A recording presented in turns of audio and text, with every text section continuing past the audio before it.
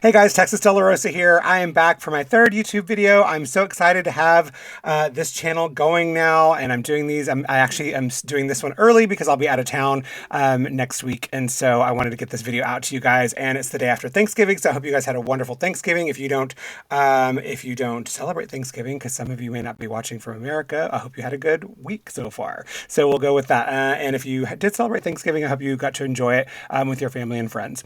Okay, so today's video, I'm going to just go right on into it because I want to get in there and really kind of chat about it because it's a lot of information and I wanted to go over everything with you.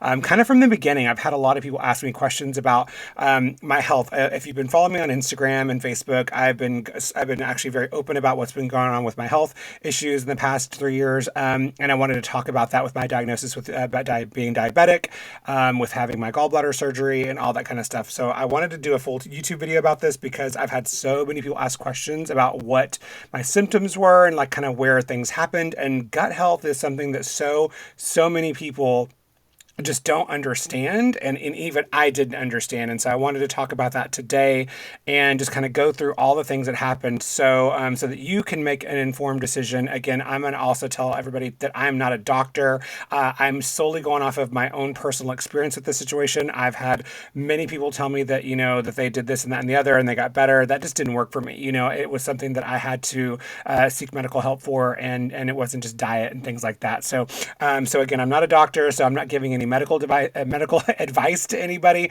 I'm just saying, dig deeper if you're going through what I went through. So do your own due diligence and make your own informed decisions. So again, I'm not a doctor, just putting that out there.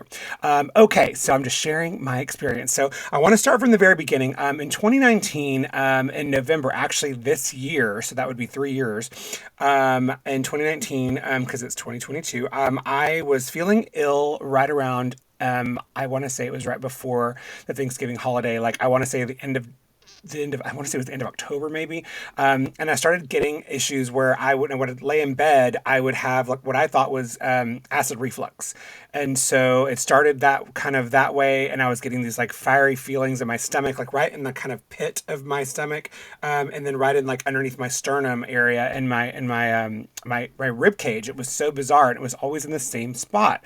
And so I had kind of this mild flare up of what it was, and then it kind of morphed into the week before Thanksgiving, I wound up being so ill that I literally could not get out of bed. I was so sick. I was vomiting. I was just couldn't keep any food down, couldn't keep water down. I was having fever, all kinds of crazy stuff, and I did not know if it was. I thought I had eaten something wrong. I thought I'd eaten something bad. Maybe the restaurant I went to or whatever I just had something that didn't agree with me, and so I thought it was food poisoning because that's how bad I felt, and I felt like I had a bubble inside of my stomach. Like my stomach was blown up, like a basketball was in my stomach, and it was so bizarre. And I had that, and it kind of started about I would say around midnight or so, and then I wound up getting so bad at one point that I wound up taking myself to the emergency room because I was like I gotta get some I was so in so much pain, and so I went to the emergency room here in Austin. They said that I needed to see a gastro. They did all these tests on me, but then they were like, yeah, it's probably just your stomach. They gave me some medication, and they told me to just get some Pepto and then make an appointment with a gastro doctor. And so I kind of went home. I felt a little bit better, but I didn't feel great, and I knew something was kind of wrong, and it just didn't feel right. And so that was like the week before Thanksgiving. And then when I went home for Thanksgiving, I actually went up having the same situation. It was like in the middle of the night. I was laying down in bed. We were going to bed, and I just started feeling very ill, very sick, like I was going to throw up again. And I was having this burning pit in my stomach. Like I'm talking like the fiery pits of hell were in my stomach, and it was insane. I could not function. I couldn't even think. I was in so much pain. And it got so bad that I actually went to the emergency room again, And then they at that point it was so bad that they went up doing like a CT scan, and then they did some other things, and then that wound up having to be on morphine. They had to put me on morphine. They had, I think it was like 4 or 5 vials of morphine to get me to calm down or something. It was ridiculous. Like I was in the most excruciating pain that I've ever been in my entire life, and I have never felt anything like that in my entire life. It was so bad that I didn't even know if I was going to make it through the night. Like it was that bad. I was just on fire. My whole body was on fire, and it felt like I was I was telling someone, have you ever seen Alien? That movie Alien. At the very end, I think it was like Alien 3, where like Sigourney Weaver's character jumps off of that balcony into the molten lava, and that alien just comes out of her stomach and bursts out of her stomach. That's kind of what I felt like, literally. I felt like something was going to burst out of my stomach and I was going to die. So I spent the entire day in the emergency room. So Thanksgiving Day, spent the whole day there. Then I went home. I couldn't go to work. I couldn't get, it just couldn't, I couldn't function. I couldn't eat. I couldn't do anything. It was really, really bad. And so it was kind of like, okay, they were like, what did you eat and this and that. And it was always about food. And I was like, I didn't eat anything crazy. I was being really, because I'd already been sick. I was being very kind of leery of eating anything really. I was just making sure that I wasn't eating a lot of anything crazy, nothing spicy, nothing that, had too many acids or whatever, because I just didn't know what was happening. So then when I finally got back to Austin, I made an appointment, and this appointment was with a group in Austin that is a very well known group. I'm not going to say their name because they're a big company and I don't want to get sued, but they were horrible. They were absolutely horrible. I went into this Austin well known facility, and they were going to do some tests from what I thought. I called them, made an appointment, told them what happened. They said come in. I went in, and my mom actually was with me, because I couldn't drive. She had to drive me back to Austin. I couldn't even function. My brain was just not. It was like mush because I wasn't sleeping. I was not really sleeping a lot because I couldn't lay down, and it was just a really bad. So went to the doctor. They basically gaslit me and made me feel like I was crazy or something. They were like, oh, okay, yeah, just, it looks like you just had a little stomach situation, da da da. And the doctor that came in saw me for all of maybe 7 minutes. I mean, I was in and out of there in under 10. I know that. And they were more interested in my insurance and more interested in how I was going to pay than anything else. And so the doctor looked at my chart. I told him, hey, I said, this is what's been happening. He just read the chart. He flipped through it for like 5 seconds and then basically was like, oh, okay, well, so yeah, what we're going to do an upper endoscopy. It sounds like you just got ulcers. And I was like, okay, well, maybe I do. I didn't know. And he's a doctor, and I'm thinking, okay, cool, maybe I got ulcers, but I didn't. I've never had an ulcer, so I didn't know. And so they scheduled the upper endoscopy, but they didn't even schedule it until later, like about a month or so later. So mind you, this is in December, like first part of December, and I didn't even get to see them for like over 30 days. I know it was over 30 days because they put me on a medicine called sulcrafate, which was like these horse pills that I had to take like 3 times a day. I had to take them 2 hours before I ate, and then after I ate, and it was supposed to coat the inside of my stomach and heal this ulcer, quote unquote, from what they thought. So they scheduled me for an upper endoscopy. I didn't even know what that was. Again, just had a really rough situation with the doctor. They just didn't give me any information, and I just didn't really know what it was. And so they told me they were just going to go down and look at my stomach and see what was going on. So they did that, and I went in. It was a day thing. I went in, went out, came home. Still didn't feel better, but they were like, "Oh yeah, you're fine." I didn't even get a call from that office, and I had to contact them to find out what was going on with me. And they were like, "Oh yeah, you're fine. You must have whatever it was must have healed on its own because we didn't see anything wrong." And I was still having problems, mind you. So I was like, okay, something's definitely not right with me, and I just need to know what's going on. And I mean, can y'all put me back on that medicine or whatever, because I'm not feeling well.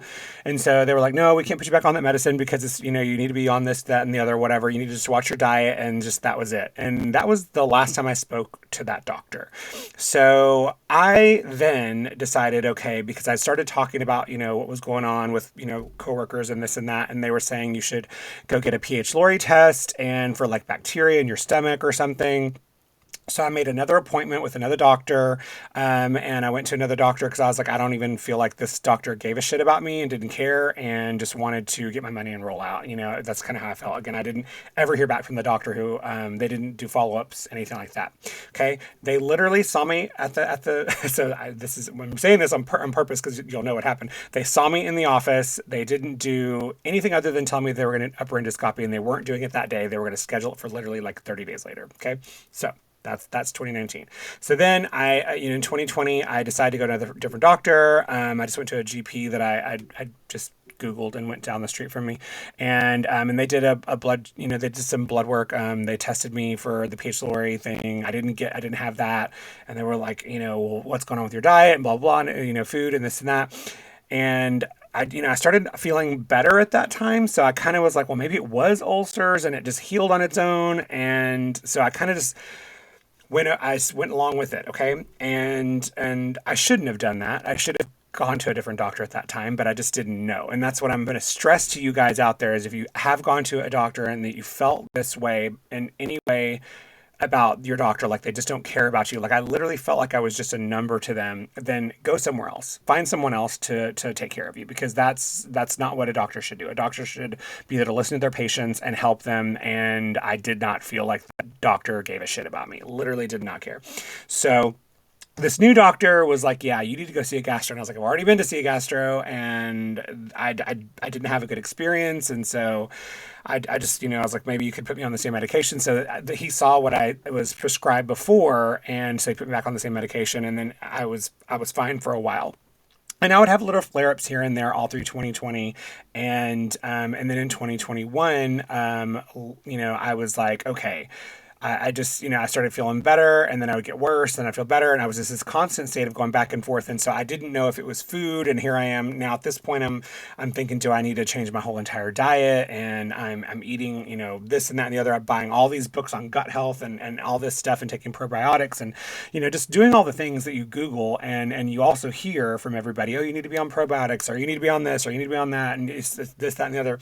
Well, in June of this year, so I lived like that for basically since 2019, where I couldn't lay down flat all the way in bed, because if I laid in bed for too long, my stomach would start feeling bad. I would start feeling sick. I'd get hot. I'd get fever. I'd feel like my body was on fire, and I would have to go sleep on the recliner.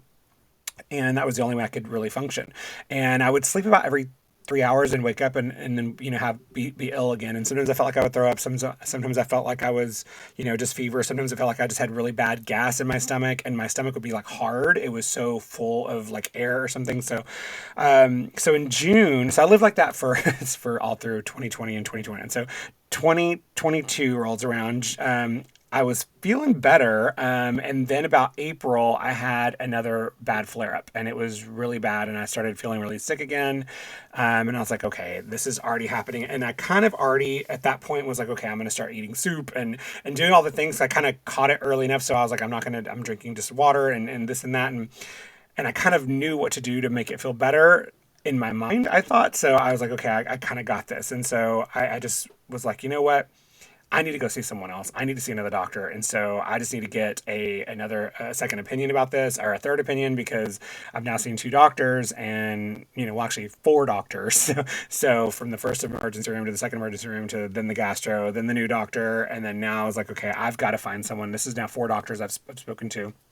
And so I did some Googling on my own, and I did a lot of research in finding my doctor that I found. And his name was actually Dr. Kiker from Texas Digestive here in Cedar Park. And so I contacted them, and I told them what had happened. I told them what I was going through, and that I had already been through all of this stuff with these other doctors. And they were like, okay, look, just come in and see us, and we'll figure it out. And I was like, okay, cool. So I made the appointment. I actually went about seeing the doctor because I wasn't going to be able to see him for a couple of months, so I wanted to see him sooner. So I saw his PA. Her name was Kristen Collins. Her PA, she was a PA. Kristen Collins, that was her name. And she was amazing. So let me tell you what happened. So I went into this facility, just kind of already feeling kind of like, are they going to do the same thing that the other doctors did to me? Or am I going to feel like, this is whatever? And when I spoke to the doctor, the minute that that I walked in there, I just felt something was different. Something was just a little bit, I felt safer in that place. I don't know why. I went in, the lady, Miss Collins, she started asking me questions about things, my diet, my history, and then she was looking at, and she wanted to know about all my other imaging and my blood work, and if I'd done an MRI or an ultrasound, and I was like, no. And she was like, "What do you mean?" And I was like, "Yeah, I didn't. They didn't do blood work on me at the Austin Gastro doctor, or the Austin the Austin Gastro doctor that I saw. Not the ones in my hometown where I went to the emergency room there. They didn't. I think they did blood work there too. I was so out of it. I don't even know what they did there. But she was talking about the doctor, the most recent doctor, not just the general practitioner. So I said, well, I didn't do any of that stuff. And she was like, okay, that's not normal. She was like, that is something that you should absolutely have done, because they need to kind of do blood work and do imaging and see what's going on. That's how we know if it's a situation. She immediately, after everything, and we also did a pH lowering test again that time, she immediately said, you're going to do blood work. So we did blood work that day. And then she was also like, I'm going to schedule you to get an ultrasound, because that is, again, basic bare bones. That's what you should have done, because again, it sounds to me like it's your gallbladder. And it was something that I was like kind of thinking it might have been something with my gallbladder, but I didn't know. Again, you don't know what you don't know. So that was how this whole situation kind of came to a whole new situation for me. And this is where it got kind of like rough. So she does the blood work, and it comes back, and the next day they call me, and so they also scheduled me to go to get the ultrasound, get some imaging, see another doctor for them. And when I called, she was kind of like, hey, are you diabetic? And I was like, no. And she's kind of frantic on those. She's like, you need to get to a doctor immediately. She's like, your A1C was 14. And I was like, what? And I was like, is that bad? And she's like, yeah, that's real bad. She's like, that's like diabetic coma bad. She's like, your A1C, if you're over 7, is considered diabetic, and you're 14, and that's like the highest we've seen. And she was like, you need to get to a doctor immediately. Your blood sugar at a resting rate was like over 500 or something, and I think it's like supposed to be like 120, 130, somewhere in that range. And so that was a lot. So mind you, I'm not really eating crazy either at this point either, because I'd already tried to start eating healthier and taking out sugars and sodas and this and that, and drinking tons of water.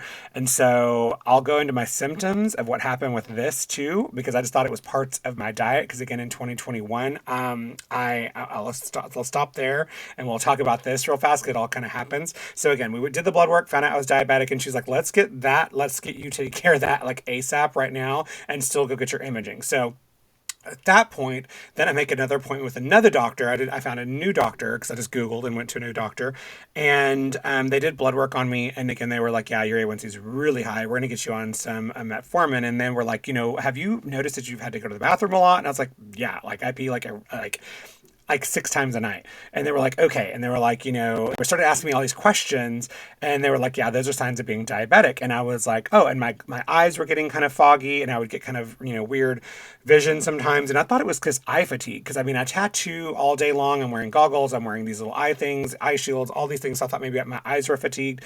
I was losing weight so rapidly that it kind of actually did scare me, because I was trying to lose weight, because I thought maybe that would help me, and also just with my diet and everything. But then I started losing too much weight. Like my arms started getting extremely skinny. My legs got skinny. I started losing my butt. My stomach was, just flat. But like I didn't have any muscle tone anymore. My face was getting really gaunt, and I looked really bad actually. And so that kind of happened so rapidly, because I didn't look like that in January of 2021. But then by the time I saw my doctor in June, July, I was looking really bad. I didn't look well. And I didn't feel well either. I had no energy. And so they were like, yeah, you're diabetic. So I was like, okay. So I get in with this doctor. Then I get to another doctor. I had a horrible experience with this whole situation, because it was going from one doctor, and then I went to go do a follow-up the next day with that doctor. That doctor didn't show up. So then I had to make another appointment with another doctor and go to this other doctor. Then she was like kind of a new NP, I guess. Maybe she didn't know a lot about diabetic stuff. So she was like, I'm just going to put you on the lowest dosage for this situation, and then get you put on, go see another doctor, because this other person at the other practice, I guess a sister company, she knew more about diabetes. And so she was like, okay, I want you to go see her. So I went to see that person. This person seemed to get it all together and was like, she was like, okay, yeah. She's like, what they put you on was way too low. We're going to put you on this. We're going to put you on that. And we're going to see where things go. And so they actually put me on, at the initial appointment, they put me on metformin, and they put me on, it was called Solostar, Lantus Solostar insulin. So that doctor put me on, or NP, she put me on, I think it was like, one pill, 500 milligrams, and then it was going to be 10 ml of the Atlantis Solostar, which was just not the insulin, which was not enough. My sugar was still over 400, and it was, dropping and going down. And I was having to do finger prick tests on myself, and it was horrible. I hated those things, hated them, because I work with my hands, and I was having to prick myself like 5 times a day. She wanted me to do that to test everything, and especially after I ate. And it was just really bad. So, so then I went when I finally ended up going to this other doctor, she was like, okay, we'll get you on, a sensor so that you can put that on so it can monitor you through your phone. There's an app. And so we got on the Freestyle Libre 2, which I still wear. It's underneath my arm. It's right back here. But I've been wearing that since July. So yeah, so that was much easier for me, because then I could actually keep a record on my phone. And it actually is so cool, because there's an app right here.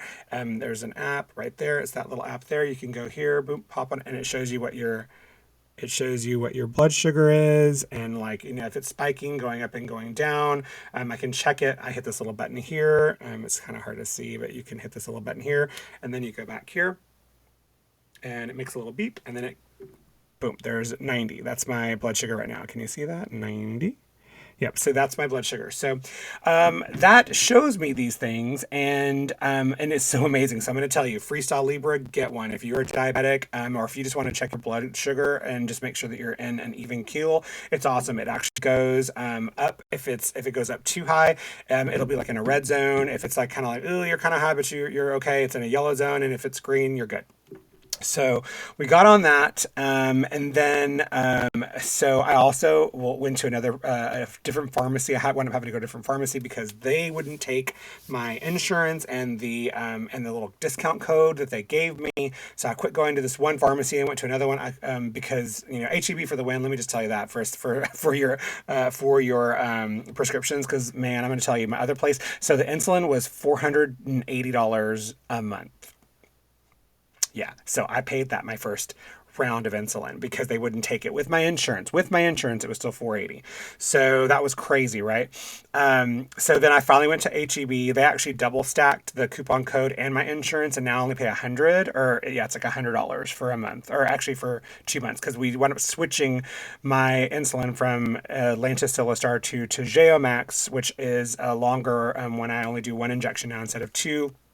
And so it's just been a whole mess. So that's kind of what happened, getting that blood work done from the new doctor from Texas Digestive, then going to get them taken care of. All of this, mind you, I'm still trying to figure out my stomach. So now I've got 2 problems. Now I'm not only dealing with my stomach having issues, but I'm now dealing with this whole situation of me being diabetic too. And now I'm realizing, oh, those were the reasons why I was feeling so fatigued. I was, going to the restroom all the time. I was, I could drink a sip of water and have to pee like a racehorse. It was crazy. So I'm getting all this information now, and it's all kind of coming together. And I was like, okay, so that happened, and then we finally got me down, got my blood sugar to where everything's good, and now I take 50 ml of the Toujeo Max once a day. And then I take 500 milligrams of metformin in the morning and in the evening. And so we're going to try to get me off of that. So, but we'll backtrack now, because now we got that settled, because that was a really big deal. Like, they were like, you really need to get this taken care of, because if you don't, this could be very, very bad for your organs, and things could really start shutting down on you. And I was like, oh shit. Okay. So that was really scary to hear them say that I was diabetic. And so We don't know. We don't know what we don't know. And again, I didn't know these things. And so that's why I'm sharing this information because I was getting, oh, in the middle of the nights too, I would get these really hot flashes. Like I would get so hot and then I would be freezing and then I would just be wake up and sweat. That's also another sign of being diabetic too, as well. Again, these are just things that happen to me. So if they're happening to you and you're not diabetic, I get it. But, this happened to me. So again, it was going to the restroom, my vision, being tired. I was drinking tons of water. I was so thirsty. I was so thirsty. And I had already cut out sodas and stuff. So I just thought my body was just craving more water. I didn't know, and of course I didn't know that. Now I do know what was going on, but yeah, waking up really hot and sweaty, and then one of the crazy things that happened to me is I cut my foot, and my foot did not heal for like a month. I cut my toe, and I was like, oh my god, my toe is hurting so much, and I didn't know, and I didn't realize that was actually really bad, and I didn't know going through all this stuff that I was a diabetic at that point, and so that could have been dangerous too as well because wounds don't heal real well sometimes on diabetics that are not controlled, and meaning I was not controlled at that time because I was still kind of up and down and spiking with my blood sugar, so it was really crazy. So anyways, that's what happened there. We got all that taken care of, this, so now I'm even and good with my diabetic situation, so we're okay. We're gonna again test some things and maybe see if they can get me off of the insulin because I'm type 2. I was diagnosed as type 2 diabetic. We're gonna see if I can get me off of that and just get me on the metformin and see how that works. But backtrack now to my stomach. So 2021 was a bitch of a year, let me tell you. So back to my stomach, we decide that it's time to this 2020, 2020, where we've figured out stuff after 2021 was a shit year. We figured out things in 2022, and I'm like, okay, now we got some things rolling. I've got my diabetic situation under control now. Now I know that I've got this after. Oh, so backtrack again. Yeah, sorry, I know this is real confusing, so please bear with me, because yeah, I was living it. Can you imagine how confused I was? So all these doctor visits, man, I'm not even 45 yet, and I was like, what the hell, I'm 42. Anyway, so back to the imaging. So after the blood work again, I went and got imaging done, and when they got the imaging back, they said that they found that my gallbladder had one of these ducts. It was a bile duct that goes to my stomach that was dilated too much. And they said that it was like, I think it was, don't quote me on this, I can't remember, but they said it was like over 8 millimeters or something. And I think they said anything over 6 was considered too much or whatever. But that was what was happening, and that I had some sludge in there and that there was some things going on that it didn't look well. And so they were like, we'd recommend getting it out. So I talked to the doctor. I wound up going to get scheduled in with to get an MRI because they wanted to make sure that my other organs were not damaged because of this this gallbladder situation. I did the MRI. They were like, yep, everything looks good, but yeah, we can see some stuff going on with your gallbladder. And so I went in to get this out. So I had the surgery October 31st, Halloween, my favorite time of year, on that morning, and got my gallbladder out. They did laparoscopic surgery. So I have these 4 incisions on my stomach. They're very, very small. If you've been following my Instagram, you can look at the pictures. They're really small. And it was kind of an interesting thing because I don't know how the hell even big that gallbladder is or what it is, because it was so teeny tiny. I can't believe how they even got it out of me. But I'm still healing from it. I'm still kind of sore. It being now today's the 25th, so it is kind of sore still, but I feel so much better. In the meantime, through all of this, I've been talking to other friends that are in medical field, and some of them have said that they think that it could have my pancreas, which is what releases the insulin and regulates your sugar, could have been damaged because what they found when they took my gallbladder out was that it was necrotic, meaning it was decaying. There was parts of it that were dying. And so it was actually the top part of the gallbladder was my doctor explained to me that there was pieces of it that were just completely corroded, I guess, or whatever, or dying out, and they were damaging the skin and the fascia next to my lung. And so that was why I was getting that burning sensation under my rib cage. And so I was like, all of this stuff was valid. Everything I was feeling was valid, and everything that I was told that was just an ulcer or just a stomach ache or take some Pepto from some of these doctors was just ridiculous. And so there was an actual problem with me. And so when they got that out, my nurse, even when I was leaving, she was like, "You had a really bad gallbladder. You had one of the worst ones I've seen." And I was like, great, go me. So yeah, if it's going to happen, right? So that's kind of where we're at now. I've got the gallbladder out. I feel so much better. And let me tell you, I had so many people telling me not to have this surgery. So many people telling me that I had a friend that had an aunt, that an uncle, his cousins, whatever, that now she can't eat bread or she can't eat this or what.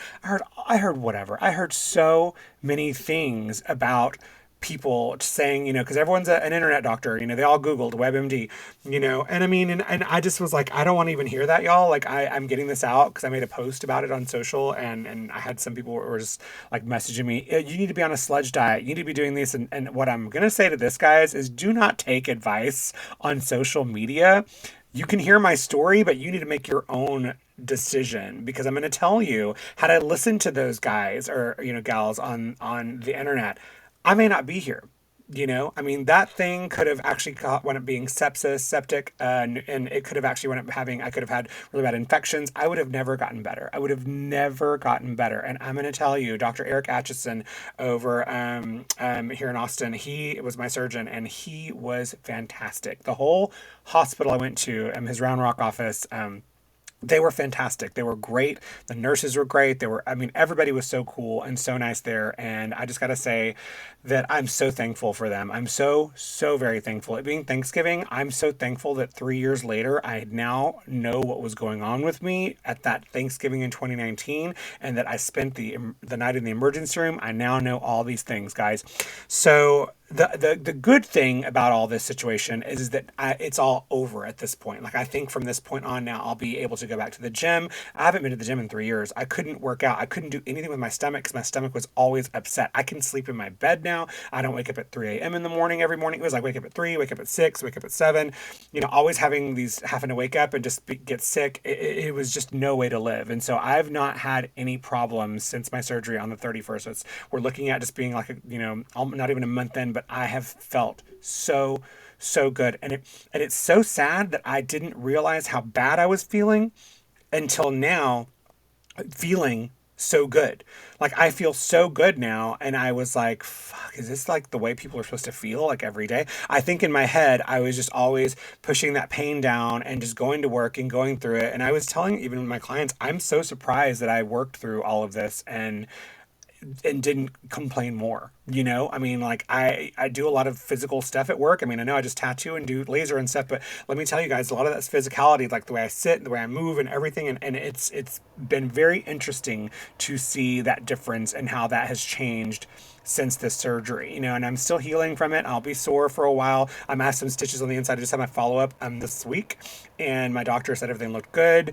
But I still have stitches on the inside of my stomach, so that's kind of a thing that I'm still dealing with. But other than, man, I'm going to tell you, this gallbladder surgery has saved my life. I know that it's changed my life 100% for the better, and I'm so, so, so very thankful that I didn't just stop. And so many of us are so afraid to go to the doctor and get a second opinion. We're so afraid to question that doctor because they're a doctor. There's not all good doctors out there, guys. I promise you that the doctor I went to was a complete ass. He was not nice at all. I would not recommend them. They're going to get, that doctor will get what's coming to him one day, because I'm going to tell you, if he treats every client like he treated me, I don't know how he's still a doctor. It was just not even acceptable. So karma is a thing. So I'm just going to say that karma is a thing. And you know what? Treat people better. I think that any doctor that is out there should be like the doctors that help me in the end part of it, that we're actually trying to get down to what was wrong and not just looking at my insurance and trying to figure out how I'm going to pay. Very upset about that, actually. I'm still very angry about that whole situation, because I think that I could have lived a lot better of a life this last 2 years had they done the right thing. My first doctors didn't do blood work. Going back to that, what I talked about, remember? They didn't do blood work. They didn't do imaging. They did not do anything. MRI, nothing. They went in upper endoscopy, and that was it, which is down my throat and look at my stomach. But that wasn't the problem. The problem was my gallbladder, and it was dying when it was taken out. So that means I've lived with this dying organ inside of me for a few years now, and it could have been rectified if the first doctor had done the due diligence of doing the bare bone minimum, which was do some blood work, do some imaging and get some stuff done. And I've talked to so many people now that have been like, oh my God, yeah, they should have totally done that. And it's just so, again, you don't know what you don't know. So that's why I'm putting this out there, because again, I think sometimes getting a second opinion is so, so imperative for you, because if you're not feeling like your doctor is doing what they need to do for you, if they're not listening to you, if they're not hearing you, hearing you, that's the thing. They were listening to me, but you could see the it was just dead eyes, it was like they just didn't care, it was like, oh, he's fine. Oh, he's upset again. His stomach's upset. And I didn't want to be that person. I didn't want to be that person that was always complaining about having a chronic illness or something, but I felt sick all the time.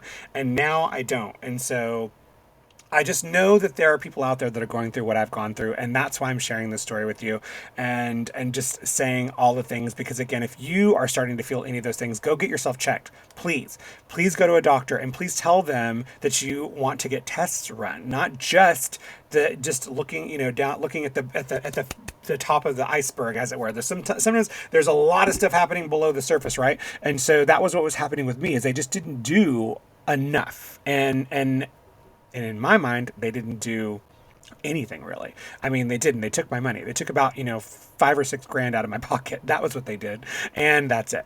So, yeah. And at the time I didn't even have great insurance. So yeah, this all came out of my own pocket. So, I mean, it was just a really bad deal. So guys, again, just wanted to share this with you. I know that, again, a lot of you've asked questions of what my symptoms were, again, and just my stomach burning, that burning sensation, that feeling of like I was going to get sick all the time. It wasn't acid reflux. It would always kind of feel like in my chest, like here, and then like underneath my rib cage. And it was really debilitating. I mean, really debilitating. And a lot of times I would vomit and get really ill, it wouldn't be. It was so far and few between that sometimes I didn't know, like, if it was this food or if it was this or that. But I always thought I was having, reactions to food, and it wasn't food, because now I've eaten kind of everything because I'm trying things out with my new little sensor, and nothing's really happening to me. Bacon screwed me up the other day. When I got my gallbladder out, they did tell me to watch out for fatty foods and things like that, but that was pretty much it. And I had like 6 pieces of bacon the other day, and I was kind of a jerk, and I had a problem. But I've learned, okay, well, we won't be doing that again. But there you go. But honestly, guys, I'm going to tell you, just please take this message that I'm sending to you and listen to your body, listen to yourself. Don't listen to your friends that are telling you not to do this or not do that. If you feel like something is wrong and you want to get down to the answers of it, I wasted a lot of time I think, trying to do just home remedies and stuff, and do this and eat that and eat that and eat this, when I should have just went to a doctor and gotten some things looked at. But again, I didn't know what I didn't know. And I want you guys to know that I find this to be something that I see a lot of people going through, and I see a lot of people doing. And I just don't want that to happen to you, because we all deserve to be happy and live happy lives and be healthy, And so again, if you find that you're getting gaslit by your doctor, if you feel like they're not taking care of you, if you feel like your pharmacy isn't taking care of you, go somewhere else. If your insurance makes you stay with that company, because I know some of your insurances do, cancel your insurance and go find someone else. There are lots of places out there, trust me, that need your money. They want your money. Trust me, trust and believe. And I'll leave in the comments down below. My guy, his name is Tobias, my insurance guy. He was absolutely great in helping me find a good insurance so that I'm taken care of, man. My insurance is really, really good. So I'm very, very thankful for that too as well.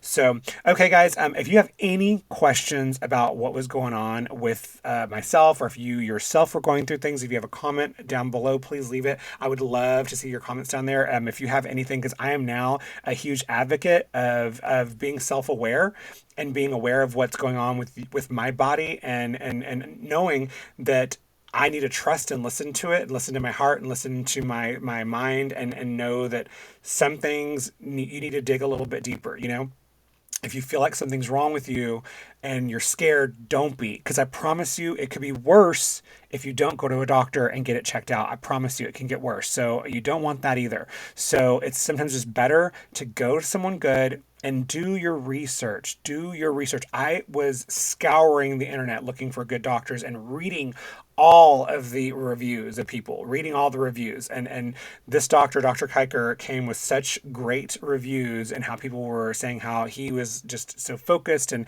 his PA was focused. I'd never even actually met Dr. Kiker because I only met his PA, but she was fantastic. But his team was so amazing. And then Dr. Atchison was amazing as well. So again, if you have any information or if you need any of their information, if you're in Austin surrounding areas and you want their information, just leave a comment down below and I'll message it to you. But I just wanted to share this with you guys because I think it's so vital that we listen to ourselves, especially when it comes to health. And it's something that's, scary. And it is scary. I was scared to get the surgery. I was, not going to lie, totally nervous.